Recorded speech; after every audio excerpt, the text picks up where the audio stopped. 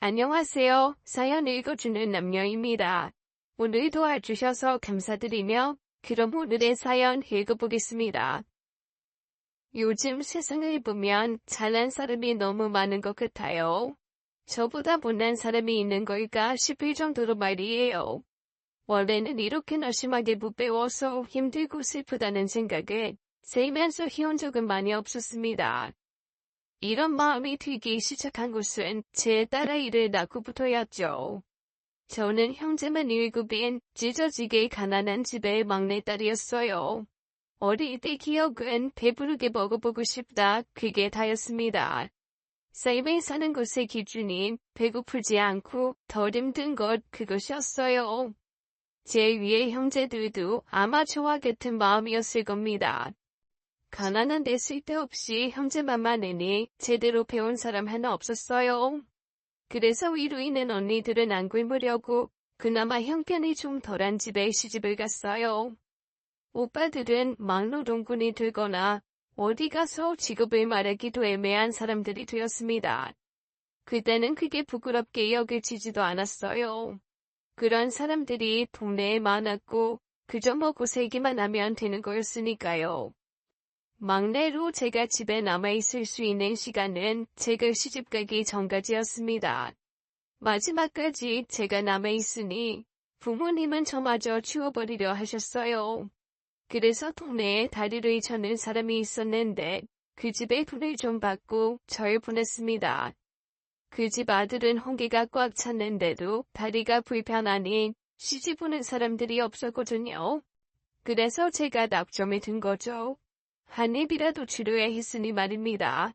그렇게 해서 지금의 남편을 만나게 되었습니다.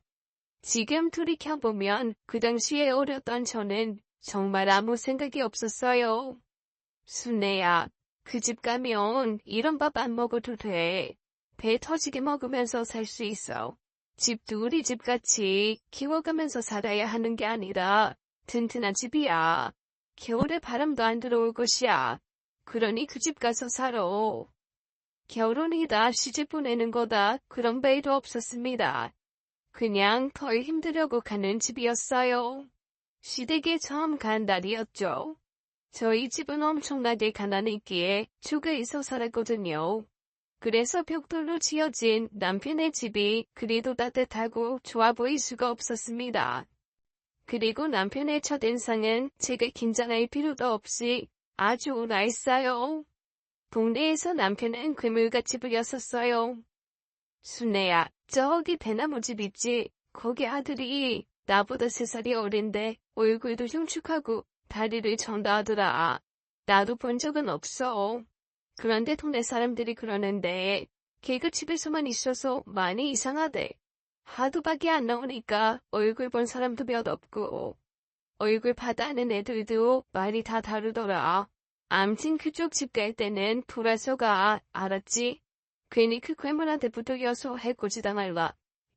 제가 알 정도면 모르는 사람이 없다는 말인데 그만큼 남편의 집은 모두가 꺼려하던 곳이었습니다. 소문이 참으로 무성했던 집이었거든요. 남편과 어색하게 인사를 하고 시어머니께서 차려주신 상을 봤는데 태어나서 처음 보는 것들이 정말 많았습니다. 나물 같은 건 꿈도 못 꾸었는데 생선 게다가 고기까지 침이 흘러나올 것 같아서 저도 모르게 손으로 입을 가린 정도였죠. 시어머니께서는 제게 먹으라고 한마디 하셨는데 표정이 좋지는 않으셨어요. 어색하게 밥을 먹으면서도 저는 너무 행복했습니다. 매일 이렇게 먹고 살 수 있다니 나는 부잣집에 시집을 온 게로구나 하고 말이죠. 그리고 밥 먹는 중간중간 제가 팔이 짧아서 반찬이 손에 닿지 않을 때가 있었는데요. 그럴 때마다 남편이 힐근 눈치를 채고는 집어서 제 수저 위에 올려주었습니다. 절 쳐다보지는 않았고요. 그때는 그런 것도 몰랐습니다. 먹을 것에 이미 눈이 돌아 있었으니까요. 식사 시간이 지나고 시어머니께서 요를 깔아두었다고 방으로 오라고 하셨어요.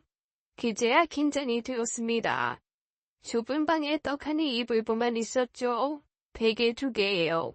저와 남편을 들여보내고 시어머니는 나가셨어요. 그런데 저도 모르게 깔아놓은 이불을 만져댔습니다. 이거 너무 부드러워요. 이런 거 처음 만져보는데 진짜 이 위에서 자도 되는 거예요. 너무 부드럽고 미끄러워서 누우면 바로 잠들 것 같아요. 너무 좋아요. 어머니가 신경을 많이 써주신 모양이에요. 신혼 첫날 밤이 되고요. 오늘 피곤할 테니 이어서 자요. 나는 할 게 있어서 조금 있다가 누울 거예요. 남편은 제게 이불을 턱 아래까지 올려 덮어주고는 한편에서 자기 다리를 주물러댔습니다. 남편은 어릴 때부터 한쪽 다리만 순환이 안 되어서 그쪽 다리가 조금 짧았거든요. 그래서 그 다리를 꼭 풀어줘야 했어요. 그렇지 않으면 피가 안 돌아서 썩을 수도 있다고 했죠. 희귀병이라고 했습니다. 평생을 안고 가야 하는. 그때 저는 들뜬 마음뿐이었지 남편의 다리 굽어오고 신경 쓰지 않았죠. 제가 눈을 매동매동 뜨고 있자 남편은 다리를 주무르면서 자장가를 불러주었어요. 낯설고 불편하니 잠이 안 오는 것은 당연하다면서요. 그런데 그날 남편이 불러주던 자장가가 어찌나 달콤하던지 저도 모르게 잠이 들었던 기억이 있습니다. 그만큼 남편은 친절하고 배려 깊은 사람이었죠. 그 자장가처럼요. 그렇게 시댁의 첫날이 저물고 며칠 지내보니 알 수 있었습니다. 제가 생각하는 수준의 부잣집은 아니라는 것을요. 시댁에서 저를 데려올 때 저희 부모님께 거의 다 털어주고 남은 걸로 신혼방에 이불 그리고 첫날의 음식을 대접해 주신 것이었어요. 그날 딱 하루 동안만 제가 꿈꾸던 것을 누릴 수 있었던 거였죠. 정신을 차리고 보니 현실이 보였어요. 하긴 저 같은 가난한 집딸이 어떻게 부잣집에 시집을 올 수 있었겠어요. 남편은 다리가 불편한 탓에 제대로 된 일은 하지 못했습니다. 동네에 밭일이 잡히면 그것만 좀 도와줄 수 있었고 그것마저도 추워지면 못했죠. 실질적으로 시어머니와 시아버님이 죽어라 일을 하셨습니다. 그래서 제가 집에서 할 수 있는 것은 집안일을 하는 것이었어요. 새벽부터 시부모님이 나가셔서 밭일을 하시면 새참을 만들어 내가고 빨래를 하고 집안을 치웠습니다. 남편은 일이 없으면 저를 도와주었어요. 그래서 힘들지 않았어요. 남편은 정말 착한 사람이었거든요. 다리만 불편할 뿐이었어요. 동네 소문과는 다르게 바른 이미지였고 그때도 똑바르게 굳어 있었죠. 멋진 외모였습니다. 들어진 곳은 고작 그 다리 하나뿐이었어요. 그때 제 마음은 당장에 시집간 제 언니에게 달려가서 내 남편 괴물 아니다 멋지게 생겼다라고 자랑하고 싶었습니다. 그리고 남편은 제가 먼저 아는 척을 할 때까지 절 털끝도 건드리지 않았어요. 제게 손대는 것은 고작 이불을 덮어주는 것, 머리카락을 쓸어주는 것뿐이었습니다. 그 당시 남편의 나이 21였고 저는 17이었죠. 분에 넘치지는 못해도 그렇게 사는 게 편하고 좋았습니다. 그런데 그마저도 오래가지는 못했어요. 시아버님이 지병으로 돌아가셨고 얼마 지나지 않아서 시어머니도 돌아가셨습니다. 그래서 당장에 저와 남편은 나가서 일을 해야만 했지만 그 어디에도 갈 수가 없었습니다. 그러다가 동네에 말을 잘 옮기는 이가 여기는 너무 시골이라 돈벌이가 안 되니 시내로 나가야 한다고 말했어요. 계속 있다가는 굶어 죽기 십상이라고 말이죠. 그래서 남편이 늦은 밤에 그 집을 총리하고 나가자고 했습니다. 이제 아이도 가질 것이고 그럼 교육을 시켜야 하니 무조건 나가야 한다고 말이죠. 아직 아이는 없지만 적어도 나처럼 집에만 갇혀있게 키우고 싶지 않아요. 그러니 서둘러서 우리도 나갑시다. 여기서 차 타고 1시간만 나가면 교회도 있고 아이들 가르치는 것도 많아요. 그리고 이런 돈 안 드는 밭일 말고 모든 막노동이라도 할 수 있을 거예요. 내가 잘은 모르지만 여기 계속 있는 건 답이 아닌 것 같아요. 결국 저와 남편은 집을 파는 대로 시내로 나왔습니다. 하지만 당장에 그 돈만으로 할 수 있는 건 아무것도 없었어요. 제가 친정에서 살 때처럼 기울어가는 집을 겨우 구했습니다. 일도 안 구해져서 초반에는 시내의 밀집해 있는 막창집에서 일을 했어요. 할 줄 아는 거라곤 청소받을 뿐이라 거기서 그릇을 닦는 일을 했습니다. 남편은 다리가 불편하니 몸 쓰는 일을 구하기도 어려웠어요. 마디도 아이 건강하고 튼튼해야 할 수 있는 거라오. 그런 다리로 무슨 여기 높은 계단만 하루에 수십 번을 올라야 하고 이 줄을 맞춰서 물건을 날라야 해요. 본인 혼자만 다치면 끝나는 게 아니라 아이 조금이라도 실수나면 다 같이 죽는 거라고. 아이 가요. 당신 같은 사람은 이런 일 못해. 이 막는 일이라고 아무나 막 오는 데인 줄 아나 봐. 남편은 한참에 이렇게 일을 구하러 다녔죠. 그러다 남편이 있음이 밝은 덕분에 어떤 공사장인 부대에 돈 챙겨주는 일을 하게 되었어요. 저보다는 남편이 똑똑했고 몸보다는 머리를 쓰는 일이 적합하다는 걸 알게 되었죠. 그렇게 저와 남편은 꼬박 4년간 죽어라 일을 했습니다. 그러다가 아이가 생겼어요. 이러면서 막창에 손질하고 초벌을 하는데 정말 토해가면서 했습니다. 그래도 힘들지 않았어요. 남편과 죽어라 돈을 모았습니다. 적어도 아이가 태어나고 자라면 공부는 시킬 수 있었으니까요. 그 작은 보람만으로 열심히 살면 적어도 나중에는 힘들지 않게 살 수 있을 것 같았어요. 남들이 보았을 때는 공상이라고 말할지 몰라도 저와 남편은 안정적이고 여유로운 미래를 꿈꾸면서 열심히 일할 수 있었습니다. 그래서 아이를 낳았을 때 이만큼 있으면 되었다, 충분하다라고 생각했죠. 딸아이를 낳았고 생긴 것이 남편을 빼다봐가 참 이뻤습니다. 제 눈에만 예쁜 것이 아니었어요. 정말로 예뻐서 아이를 받아준 간호사님이 아이야 어떤 아이든 다 예쁘지만 요 아기는 특별히 더 예뻐요. 나중에 꼭 미스코리아 시키세요 어머니. 어쩜 아기인데도 이렇게 예쁠 수 있는지 저희 간호사들끼리는 다 이야기했다니까요. 임순애 산모님 아이 너무 천사같이 예쁘다고요. 그 정도로 제 자식 자랑 잠깐 하겠습니다. 남의 눈에도 예쁘니 제 눈에는 얼마나 예쁘겠어요. 전사가 따로 없었고 그 누구와도 비교할 수 없게 예뻤죠. 딸아이를 낳고 얼마 지나지 않아 저는 막창집 사장님의 배려로 아이를 얻고 일했습니다. 제가 하는 일이 주로 잡일들이었고 청소나 재료 손질이었기 때문에 괜찮았어요.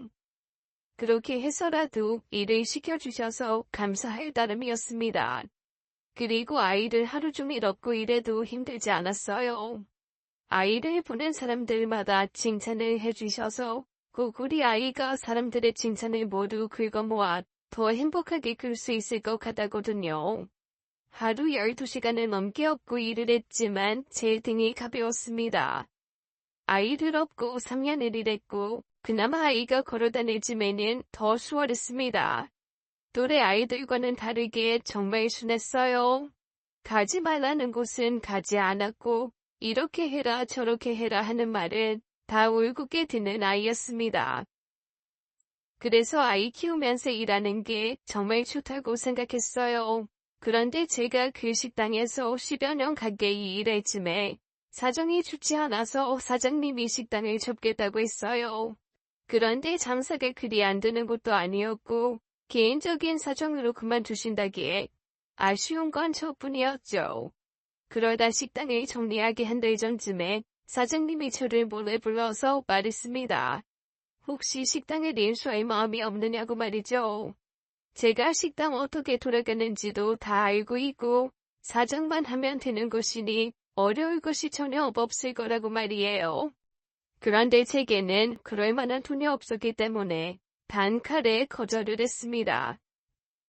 제 주제에 무슨 식당을 운영하겠어요. 하루 벌어 하루 먹고 사는 사람이고 겨우 모은 돈도 나중에 제 새끼에게 줄 거예요. 그것도 얼마 안 되어서 더 일을 해야 하나 말아야 하나 고민 중이고요. 말씀은 감사하지만 안 될 것 같습니다. 죄송해요.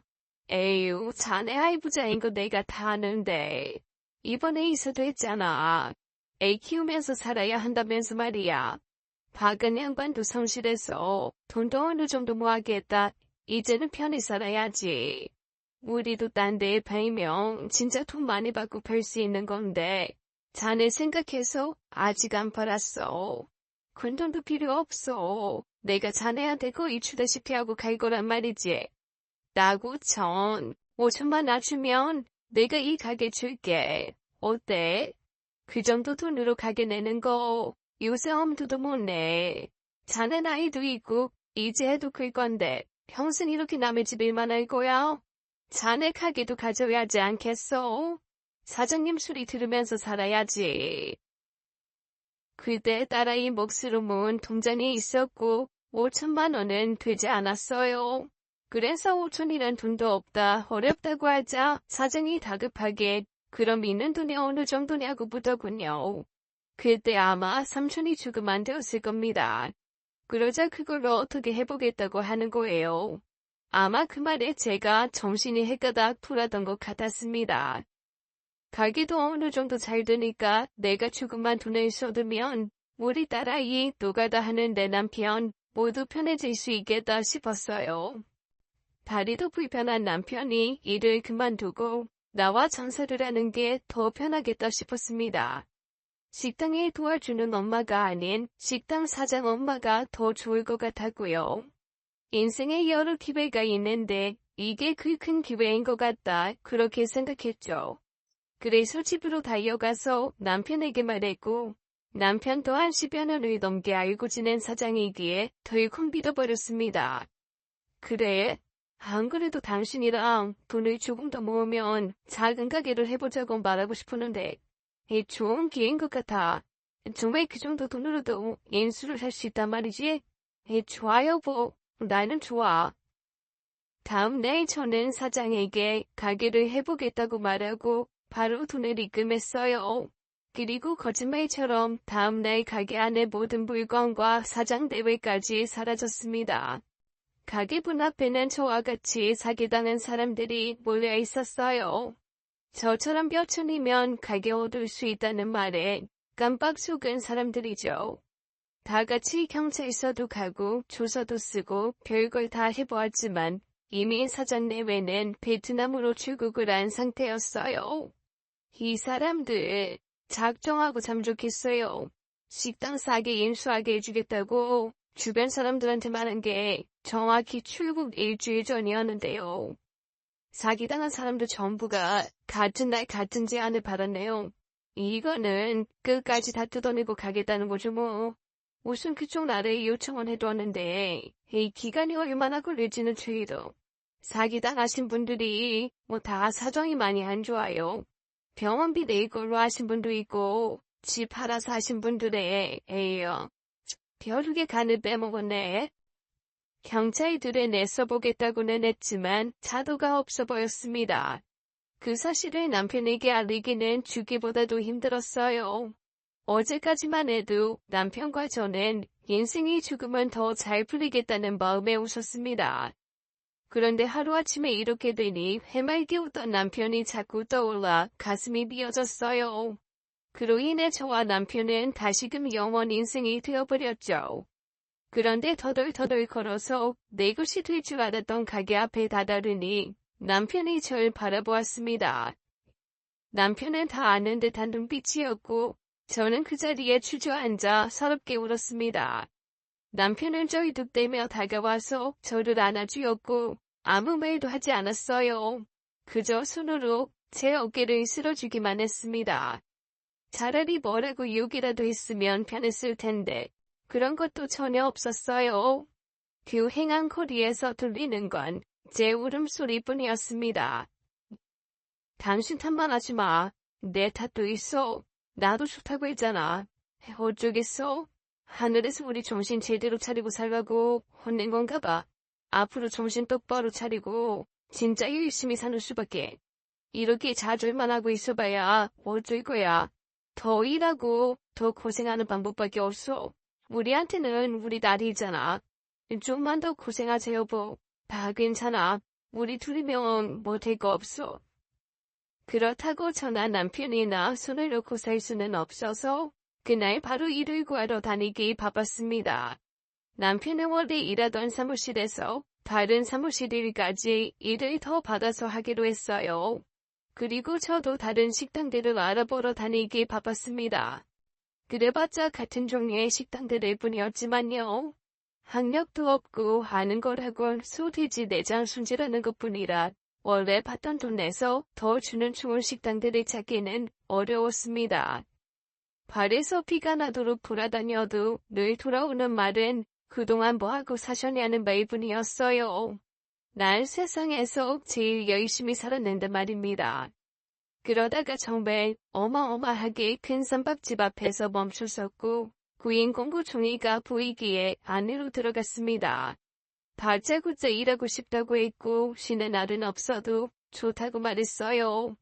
사장님으로 보이는 젊은 여자분이 계셨는데 제게 이리로 오라고 말했어요. 따라가니 테이블에 앉으라고 하고는 차를 한 잔 내주었습니다. 숨을 좀 천천히 고르게 쉬시고요. 물 한 잔 먼저 드세요. 그러고서 우리 이야기해요. 여기서 일을 하고 싶으시다는 이야기죠? 대략 보기에 그 당시 30쯤 되었던 저보다도 10살은 어려 보였습니다. 처음에 너무 젊어서 거기 사장인지도 몰랐어요. 그저 서빙을 도와주는 직원쯤으로 알아봤었습니다. 처음에는 여기서 무조건 일을 해야 한다라는 생각으로 밀고 들어왔었죠. 그런데 찬찬히 숨을 고르면서 그 젊은 여사장을 보니 나는 정말 뭘 하고 살았던 거지 그런 생각이 갑자기 몰려오더군요. 젊은 사장은 내게 몇 분의 시간을 주더니 언제부터 일할 수 있느냐고 말했습니다. 그래서 저는 잔뜩 흥분한 채로 언제든지 오늘 바로도 일할 수 있다고 말했어요. 그러자 웃으면서 다른 거 다 상관없고 열심히만 일해주시면 된다고 했습니다. 그렇게 쌈밥집에서 내일부터 보자는 말을 듣고는 나와서 다시 가게를 돌아보는데 정말 큰 가게였습니다. 겁이 날 정도로 제게 위압감을 주는 느낌이 들었죠. 그때는 제가 여태 작은 가게에서만 일을 해서 쫄았나 보다 했어요. 한참 나중에 돌이켜보니 저는 제가 그런 데서 일할 주제도 되지 않는다는 그런 마음이 들었던 것 같습니다. 일을 시작하고 보니 젊어 보였던 여사장은 나이가 30, 저와 같았습니다. 아마도 곱게 자라 고운 얼굴을 유지한 듯했고 아들도 하나 있었죠. 제 딸아이와 비슷한 나이대였고 엄마를 닮아서인지 착하고 바른 아이였습니다. 한 번씩 그 아이가 가게에 와서 자연스럽게 밥을 먹고 사장과 놀다가 그때면 저도 제 아이가 많이 떠올랐어요. 내가 저 자리에 있다면 얼마나 좋을까 하고 말이죠. 매일 집에서 혼자 노는 딸인데 내 가게로 오면 내가 밥도 챙겨주고 저렇게 놀아주면 얼마나 좋을까 했어요. 그렇게 저는 하루에도 몇 번씩 부러워만 하면서 그 가게에서 또 10여 년을 일했습니다. 그러면서 딸아이도 성인이 되었죠. 제 딸은 공부를 참 잘했습니다. 머리가 남편을 닮았나 봐요. 신경 써주지 못해서 잘 몰랐는데 자기 힘으로 알아서 대학도 가고 그렇게 학업을 이어갔습니다. 내 속에서 어떻게 이런 딸이 나왔나 싶고 그랬어요. 그리고 그 예쁜 얼굴 그대로 자라서인지 꽤나 인기가 많은 듯 했습니다. 주변에서 딸이 예쁘니 연예인 시켜라, 미스코리아 시켜라, 훈수가 대단했었어요. 그런데 집안이 이 모양이고 제가 이 수준이니 딸아이가 어디 명함도 못 내밀겠다 싶었었죠. 허물어져가는 우리 집 앞에서 한 번씩 비싸 보이는 차들이 들어서이기도 했어요. 바로 제게 딸아이를 묻는 남자들이 타는 차였습니다. 그래서 저는 괜히 뿌듯하고 그랬어요. 난 이렇게 모자라지만 적어도 내 딸은 더 크게 클 수 있겠다. 대단한 사람이 될 수 있겠다라는 저의 자부심이 되었습니다. 딸이 제 삶의 지표이기도 했어요. 그런데 그런 것들도 결국엔 저의 허황된 자만심이었습니다. 한참 일하고 여느 때처럼 집으로 가는 길이었어요. 문 앞에서 딸아이가 어떤 남자와 대화를 하고 있었고 울고 있었습니다. 대화가 잘 들리지는 않았어요. 둘은 한참을 이야기하다 남자가 화가 난 듯 차를 타고 가버렸어요. 괜히 끼어들어서 힘들게 할까봐 딸에게 묻지도 못했죠. 저는 눈치를 보면서 딸아이에게 요새 무슨 일이 있느냐 물으니 무슨 일? 내가 태어난 것 자체가 일 아니야?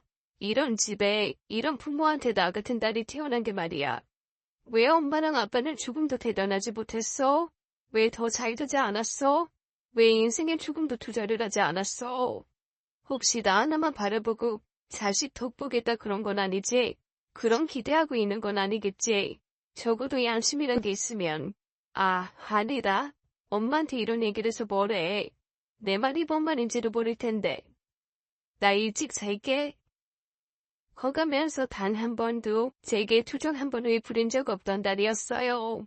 말이 없고 조용한 편이라 사실 무슨 생각을 하고 사는지도 잘 몰랐습니다. 그저 태어나 준 것만으로도 저와 남편에게는 효녀 그 자체였어요. 바르게 자라는 것만으로도 감지덕지할 눈에 넣어도 안 아픈 제 자식이었습니다. 그런데 그 일이 있고 얼마 지나지 않아서 딸아이가 실종되었어요. 아르바이트하는 레스토랑에서도 그만둔다고 얼마 전부터 안 나왔다고 했습니다. 그리고 학교도 그만두었다고 했어요. 요 근래 좀 많이 이상했어요. 이러다가 찾아오는 남자들이 있긴 했는데 늘 같은 남자였거든요.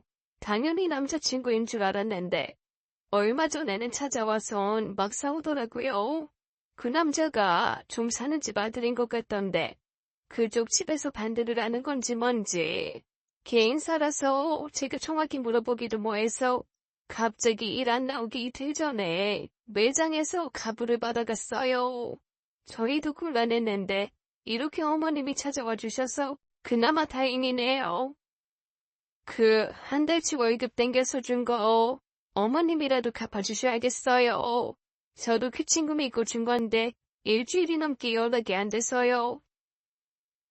저는 딸이 일하던 레스토랑 사장에게 가부를 갖다는 돈을 갚아주고 집으로 급히 돌아왔습니다. 그리고 방안을 보니 딸이 어느 정도 물건을 챙겨서 나간 상태였습니다. 언젠가는 오겠지라는 마음으로 기다리니 한 달이 넘어도 감감무소식이었습니다. 그래서 결국 저와 남편은 딸의 일을 실종신고했어요. 그 당시에 워낙 분야자 납치 강간 실종 사건이 많기도 했거든요. 그런데 경찰에서는 작정하고 집을 나간 송인을 찾기란 힘들다고 했습니다. 납치도 아니고 협박 전화도 온 게 없었다고 말이죠. 이런 경우 정말 허다해요. 따님이 집 나가기 전에 가벼운 말다툼이 있으셔도 되잖아요. 뭐 엄마가 뭐라 해서 가출했다. 부모랑 싸워서 홧김에 나왔다. 하는 자녀들 많습니다. 밖에서 고생 좀 하면 배고프고 힘들어서라도 들어올 거예요. 집에 가셔서 기다리세요. 별일 없을 겁니다. 하지만 경찰의 말과는 달리 딸아이는 1년간 모습을 보이지도 않았고 집에 돌아오지 않았습니다.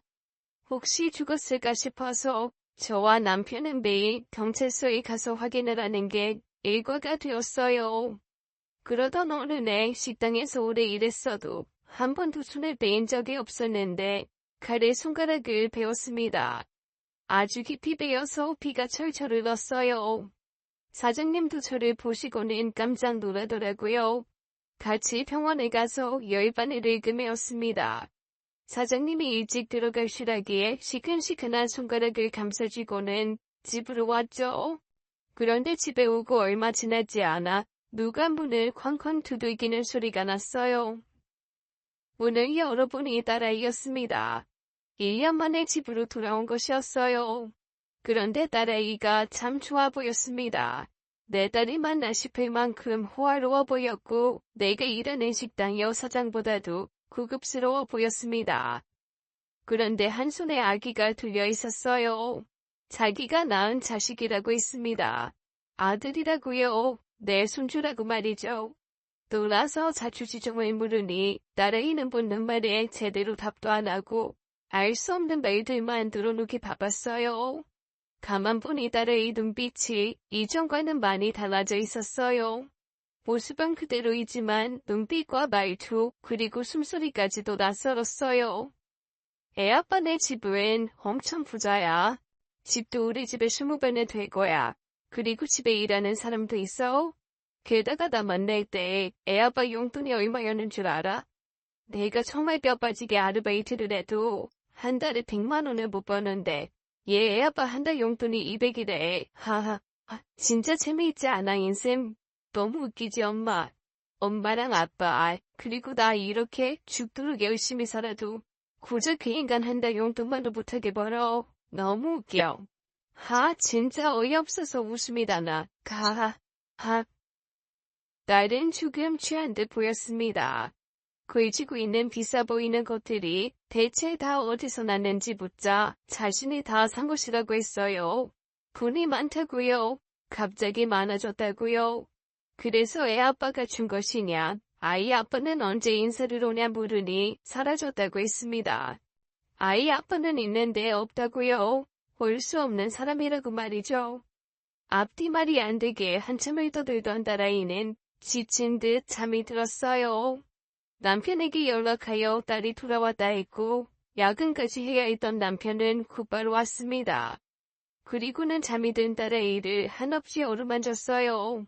아무것도 묻지 않고 그저 돌아왔으니 다행이라는 말뿐이었습니다.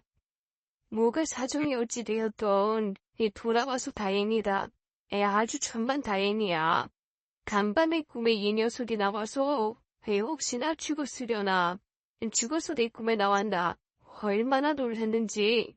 이렇게 살아서 왔으니 되었어. 괜찮아. 딸아이는 그렇게 돌아오고 한동안은 집안에 갇혀 지내면서 아무데도 나가지 않았습니다. 아이가 빽빽 울어도 돌보지 않았고 그저 흐리멍덩한 눈으로 반지 앞방 창문 밖을 바라보기만 할 뿐이었습니다. 밥도 제대로 챙겨 먹지 않는 듯했고 거의 누워있거나 밤마다 울고 있었어요. 제가 그 어떤 걸 물어도 답하지 않았습니다. 너 대체 언제까지 이렇게 살 생각이야? 혼내지 않을 테니까 엄마한테라도 좀 털어놔. 아이 아빠는 어떻게 된 건지, 이 비싼 물건들은 어떻게 된 건지, 또 앞으로 아이랑 어떻게 살 계획인지 얼른 정신 차리고 말하지 못해. 숨 쉬면 사는 거고 숨이 멈추면 안 사는 거겠지. 계획하고 열심히 사는 게 무슨 의미가 있어? 부질없어. 사는 거 다 부질없어. 그렇게 지내길 한 달쯤 되었을까? 퇴근하고 집에 가니 딸아이가 비싸 보이는 고기를 사다 놨더라고요. 그리고 저와 남편 주려고 샀다며 비싼 옷을 건넸습니다. 이런 것들은 또 다 어디서 났냐고 물으니 자신에게 요술 상자가 있다고 했습니다. 계속 뽑아 쓸 수 있는 요술 상자가요. 석연치 않았습니다. 그런데 집으로 돌아온 이래로 내내 어두웠던 딸이 처음으로 웃으면서 말하니 저와 남편은 딸에게 덩달아 맞춰주었어요. 자식이 웃으니 기뻐하지 않을 부모가 누가 있겠어요. 그렇게 사나이를 웃고 베풀던 딸아이는 또 갑작스레 사라져버렸습니다. 그것도 자기 자식도 두고 말이에요. 그때는 바로 실종신고를 했어요. 그렇게 비싼 걸 두르고 온 딸이 아무것도 가지고 나가지 않은 상태인 걸 확인했거든요. 신고 왔던 신발까지도 그대로 있었습니다. 입고 왔던 옷도요. 대체 어떤 걸 걸치고 나간 건지 종잡을 수도 없었습니다. 실종 신고를 하고 처음으로 경찰에게 바로 연락이 왔어요. 제 딸이 강에서 발견되었다고요. 저는 손이 떨려서 굳었고 움직일 수가 없었어요. 남편은 저를 챙겨 졸두기며 겨우 함께 병원 영안실에 갔어요. 사망자를 확인하는데 정말 제 딸이 맞았습니다. 죽은 딸아이는 엄마 아빠 미안해라는 쪽지 하나를 쥐고 있었고 대학 입학할 때 남편이 사준 정장을 입고 있었습니다. 신발도 신고 있지 않았어요. 딸아이 대학 입학할 때 정말 예쁜 구두를 사주고 싶어서 남편이랑 딸이랑 함께 시장을 한없이 돌아다녔었습니다. 그런데 백화점에서 정장을 맞추고 나니 돈이 없었어요. 그래서 구두는 살 수가 없었죠. 한참을 돌고 돌아 다리가 아플 때쯤에 딸아이가 그랬습니다. 엄마, 구두는 안 사도 될 것 같아. 어차피 면접 볼 때나 신을 거고 바라봐서 사도 2배 내신지도 못하는 거 뭐하러 사? 필요할 때만 빌리면 돼. 사지 말고 집에 가자. 그때 사줄걸. 빚을 내서라도 신겨줄걸 싶었습니다. 딸의 마지막은 그게 다였습니다. 너무 쓸쓸해 보였어요. 죽을 생각까지 하기가 힘들지도 않았는지 살려고 노력한 흔적도 없었다고 했습니다. 범죄의 흔적이라곤 하나도 없었죠. 딸아이 태울 때가 돼서야 우리는 신을 사다 딸아이 발에 신겨주었습니다. 좀 있으면 겨울이 오는데 가는 길 발이 시려울까 봐서요. 죽은 딸아이 발을 한없이 어루만지다가 보냈습니다. 어떻게 이렇게 가슴을 찢어놓고 가니? 태어났을 땐 그렇게나 가슴을 벅차게 만들더니 어떻게 이렇게 갈기갈기 찢어놓고 가, 이 녀석아. 하지만 저와 남편은 길게 슬퍼할 새도 없었습니다. 자식을 보냈으나 자식의 자식, 손주가 남아있었거든요. 그리고 딸이 남긴 어마어마한 빚이 남아있었습니다. 딸이 장례를 치르고 묻어주고 돌아오니 집으로 엄청난 양의 경고장들이 날아왔어요.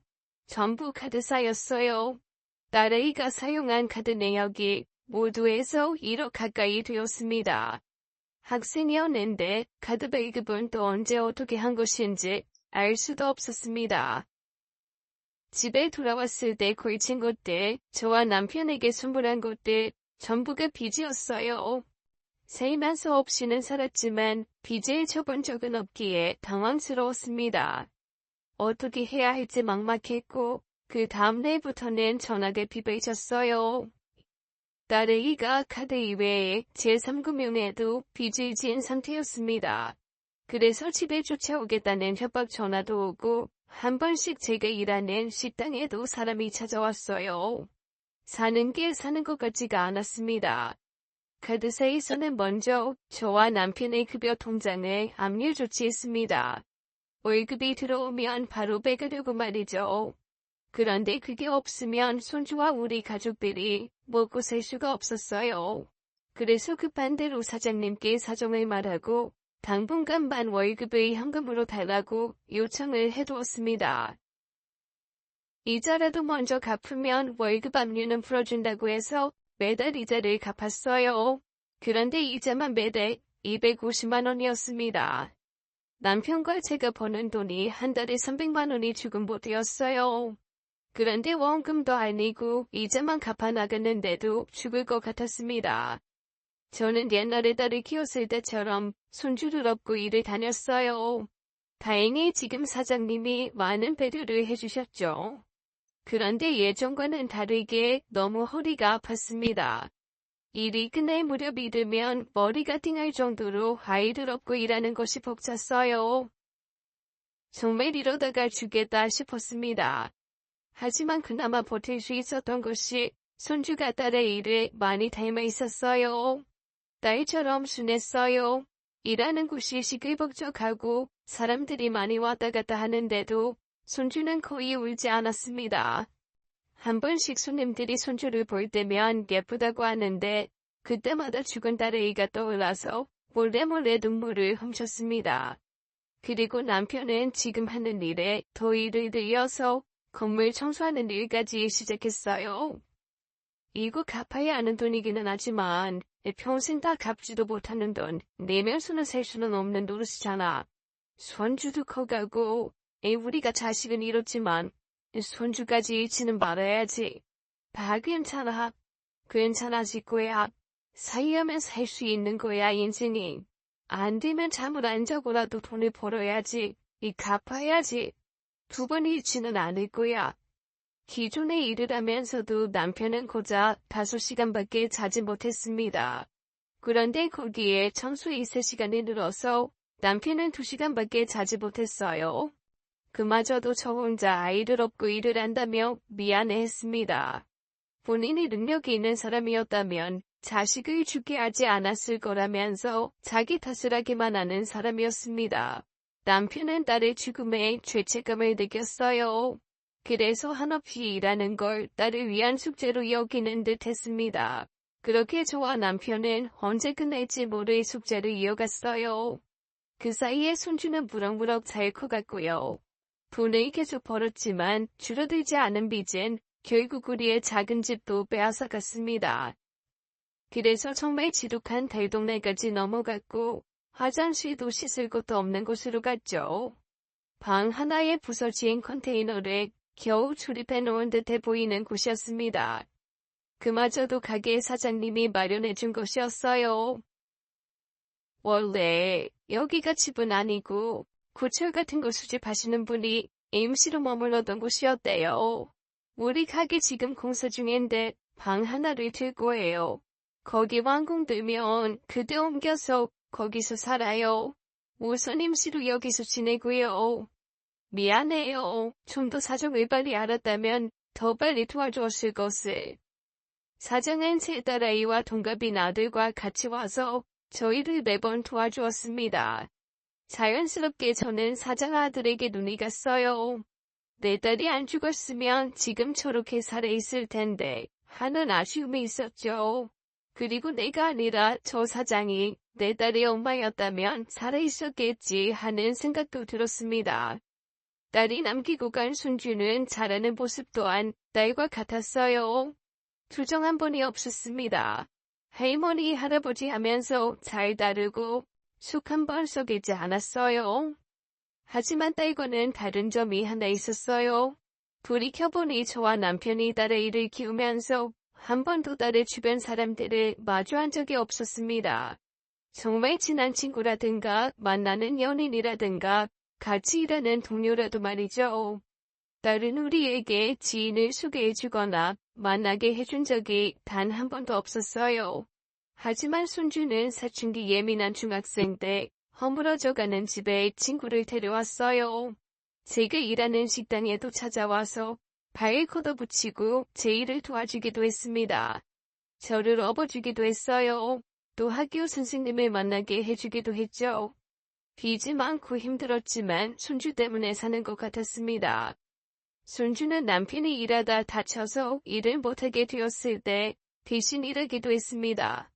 남편이 일하는 사무실 관리자가 한없이 칭찬을 했죠. 이 집 손주 정말 똑똑해. 우리는 고양이 손이라도 빌리자는 마음이었는데 웬걸. 할아버지보다 잘해 왜 이래. 이 손주 잘 키워요. 아주 대단한 놈이라니까. 그 정도로 손주 녀석은 정말 똑똑했고 그렇게 자라면서도 울상 한 번 투정 한 번 부리지 않았죠. 그래서인지 저와 남편은 더 불안해했습니다. 딸아이처럼 꽁꽁 맘을 감추다가 떠날까 봐서요. 그리고 자신의 엄마가 어떤 사람인지 아빠는 누군지도 묻지 않았습니다. 알고 싶지 않은 건지 알기 싫은 건지 같이 텔레비전을 보다 부부나 가족이 나올 때면 손주는 자연스럽게 자리를 피해버렸죠. 그래서 처음으로 손주에게 먼저 이야기를 꺼냈습니다. 아가, 엄마 보고 싶지 않어? 궁금하지 않어? 그러자 손주는 처음 보는 표정을 지었습니다. 안절부절 못하는 표정이었죠. 할머니, 말하고 싶지 않아. 자세히는 모르지만 집으로 독촉 고지서가 오잖아. 엄마 이름으로. 왠지 내가 모르고 있는 게 나올 것 같아서. 난 지금 좋아. 할머니 할아버지가 다른 애들 할머니 할아버지보다 젊기도 하고 그냥 내 부모님이다 생각하고 있어. 그리고 엄마 이야기 나오면 할머니 할아버지 표정이 너무 슬퍼. 그러면 나도 슬퍼. 난 슬프고 싶지 않거든. 내가 지금은 어리지만 딱 3년만 지나봐. 그럼 나 성인이야 할머니. 그때 되면 내가 할머니 할아버지 책임질게. 편하게 해줄게. 나 때문에 힘들게 살게 해서 너무 미안해 할머니. 그리고 늘 고맙게 생각해. 저는 손주의 말에 그 자리에서 뭔가가 터지듯 어육하고 눈물을 흘렸습니다. 손주가 기특해서라기보다는 알아줘서 고마웠었나 봐요. 힘들었지만 힘든 내색 안 하고 사는 것, 그걸 손주가 어루만져 주었죠. 그래서 그동안의 감정이 터진 것 같았습니다. 그래서 그날 밤 겨우 눈을 붙이러 온 남편에게도 그 이야기를 전해주었고 남편 또한 눈물을 훔쳤습니다. 그리고 손주가 고등학교를 졸업하고 본인이 내뱉은 말들을 지켜나가기 시작했어요. 그거는 잘 몰랐었다면서 파산 신청을 해서 죽은 딸아이 앞으로 잔뜩 쌓인 빚들을 정리하자고 했습니다. 우리에게는 다 갚을 능력이 없고 법으로부터 최선의 보호라고 말이죠. 그래서 저희는 손주가 알려주는 대로 따랐고 파산 신청까지 하게 되었습니다. 그런 게 있는지도 몰랐었어요. 그리고 손주는 한 공장에 취업을 했습니다. 고졸 전형 취업이었고 저와 남편도 아는 삼성이라는 회사였어요. 집에 있는 텔레비전의 회사라니 기특했죠. 손주는 저와 남편에게 근로계약서를 보여주며 선기되어 말했습니다. 빚도 정리되었고 앞으로 자신이 이 정도 버니까 빨리 집을 장만할 수 있을 거라고요. 할머니 할아버지, 이제는 내가 가장할 거야. 나랑 같이 일하는 선배들이 그러는데 조금만 고생하면 된대. 상여금도 있고 포상금도 있어서 진짜 많이 좀 일도 별로 안 힘들대. 나 아는 선배는 지금 집도 샀어. 결혼도 하고 다 자기 혼자 번 돈으로 말이야. 이제 내가 조금만 더 벌면 집도 살 거고 할아버지 다리 수술도 해줄 거야. 지금은 기숙사에서 살아야지만 진짜 조금만 기다려줘 할머니 할아버지. 건강만 잘 지키고 계셔. 아시겠죠? 그저 손주의 말만으로도 모든 게 다 해결이 된 느낌이었습니다. 그간의 모든 슬픔들이 다 치유가 되는 기분이었어요. 그리고 그 끝에는 미안함이 가득했죠. 제대로 키워주지도 못하고 해준 것도 없는데 이렇게 혼자 다 커서 너무 미안했습니다. 그래서 이제 일을 막 시작하는 손주에게 정장 한 벌과 멋들어진 구두를 선물했습니다. 딸아이에게 해준 것보다도 훨씬 더 좋은 것으로 말이에요. 특히 신발은 정말 좋은 것으로 해주었습니다. 좋은 신을 신어야 좋은 길로 간다 하더라. 내가 그 말을 너무 나중에 알았지 뭐야. 네 엄마한테도 생전에 좋은 신발을 사줄 것을. 내가 왜 그랬을까? 왜 그랬을까? 고급 구두점에서 손자에게 구두를 신겨주면서 저도 모르게 눈물을 흘렸습니다. 주변에 있던 사람들이 모두 저희를 바라보았지만 저는 죽은 딸아이 생각에 눈물을 멈추지 못했어요. 그러자 손주는 우는 제 얼굴을 어루만지더니 웃으며 말했습니다. 그럼 이제 나는 좋은 길만 가겠네. 울지 마 할머니. 할머니 잘못한 거 없어. 이기적으로 죽어버린 엄마가 잘못한 거니까. 엄마의 잘못을 할머니의 잘못이라고 생각하지 마. 난 엄마는 달라. 할머니는 살면서 한 번도 죽고 싶다는 생각 해본 적 없어. 열심히 살아야겠다. 할머니 할아버지와 꼭 같이 오래 살아야겠다. 그 생각만 했어. 엄마가 잘못한 거야. 할머니 울지 마. 아마 엄마는 조세상에서 남을 치고 후회하고 있을 거야. 울지 마. 처음으로 제게 냉정하게 말해주는 손주 덕에 울음을 더 굳히게 되었습니다. 감성적이고 쉽게 좌절에 빠지던 딸아이와 다르게 손주는 현실적이고 뭐든 빨리 극복해 나가려는 아이였어요. 딸아이와 닮은 듯 보였지만 남편을 많이 닮은 아이였습니다. 뭐든 괜찮다, 죽기보다는 사는 것이 낫지 않나, 라고 하는 남편과 말이에요. 그때 저는 한 번 더 다짐했습니다. 다시는 손주 앞에서 울지 않기로요. 손주는 직장을 다니며 먼 거리임에도 한 번씩 집에 찾아왔어요. 허물어져가는 집인데도 불구하고 직장 동료를 데려오기도 했습니다.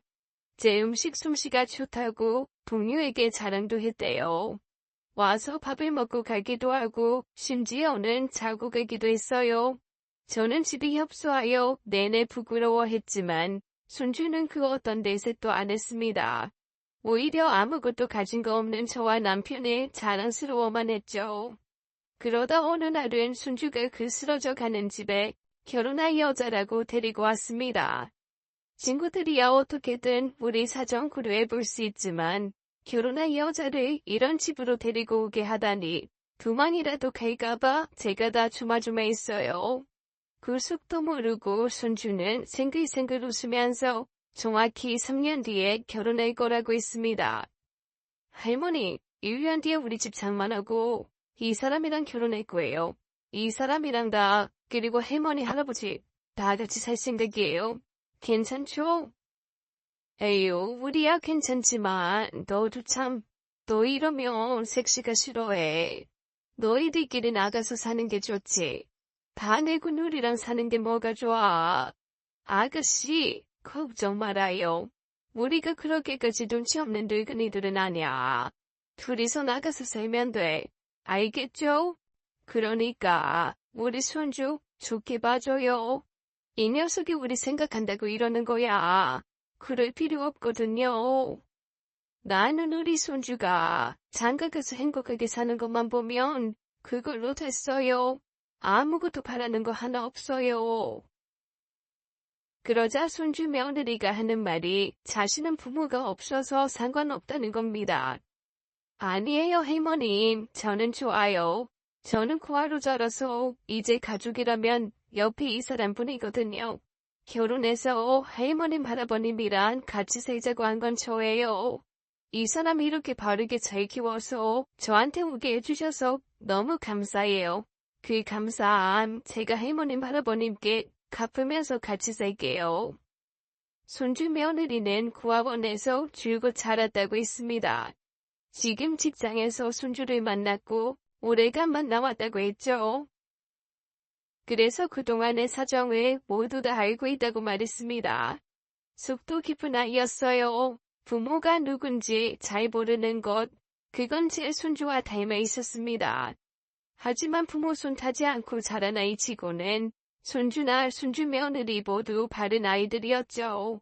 그래서 그날 인사 온 그 아이들을 데리고 저는 딸아이 무덤가에 갔습니다. 처음 갔어요. 딸아이를 태웠지만 땅에다가 묻어주었어요. 속절없이 가버리긴 했지만 딸아이의 흔적을 어딘가에 남겨두고 싶었습니다.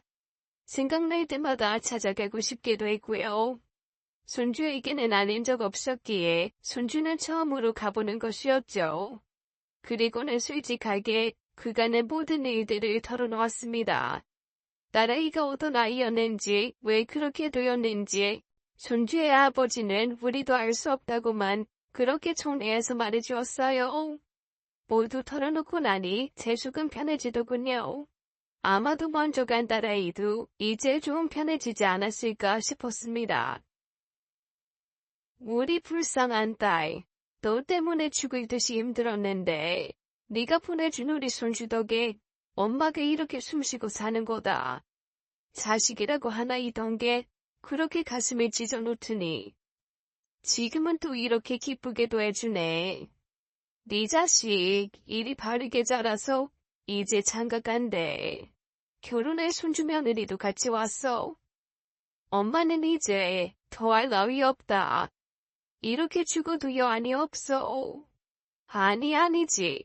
우리 손주 녀석이 오래오래 같이 살자고 했으니 앞으로 행복하게 살 일만 남았지. 너도 이제 그만 힘들어하고 편히 잠들어라. 조금 늦게 갈게 엄마는. 제 녹두리가 끝이 나자 손주는 절 안아주었고 손주 며느리는 제 손을 잡아주었습니다. 그렇게 또 가족이 더 들었습니다. 손주는 회사 근무를 10년을 채운 뒤 손주 며느리와 식당을 하나 개업했어요. 저와 남편에게 사기로 슬픔을 안겨주기도 했던 그 식당을 말이죠. 원래 제가 근무하던 쌈밥집 사장님이 아들을 따라 미국으로 건너가면서 가게를 내놓았어요. 그걸 손주와 손주 며느리가 인수를 했습니다.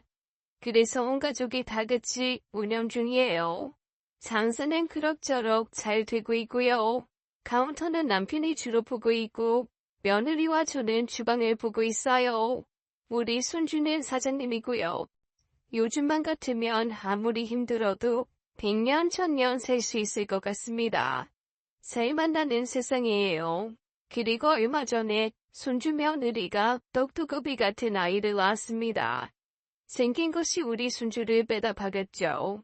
그래서 가족이 더 늘어서 저희는 5 식구입니다.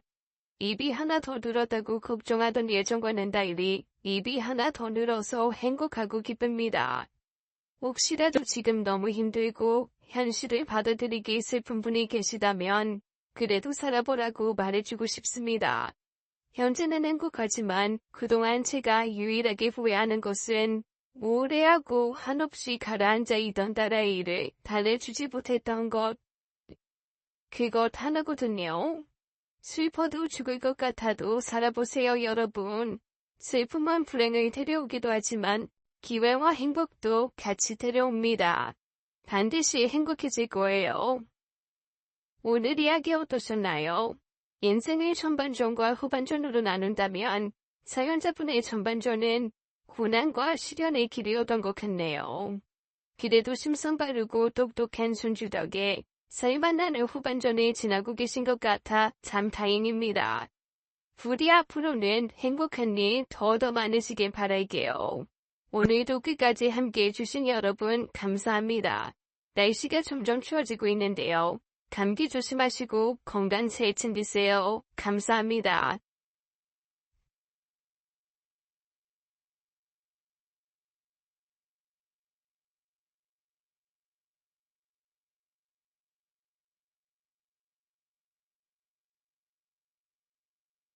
네.